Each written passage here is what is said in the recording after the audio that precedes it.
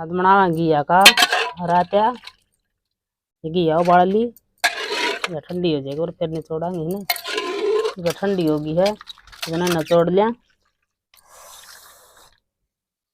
ये चढ़ा दी कढ़ाई, तेल गिर दिया, तेल तत्ता हो गया है, जीरा गिर दिया है, गिर दिया लहसुन, गिर दिया इसमें थोड़ा सा आराम दे दिया, गिर दिया लाल मिर्च, नमक गिर दिया, घिया गिर दिया इसमें,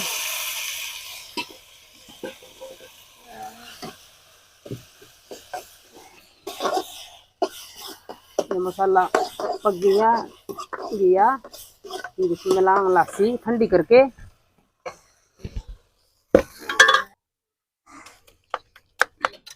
ये सीड़ा हो गया ही भी, ये मैं लस्सी मिला लिया।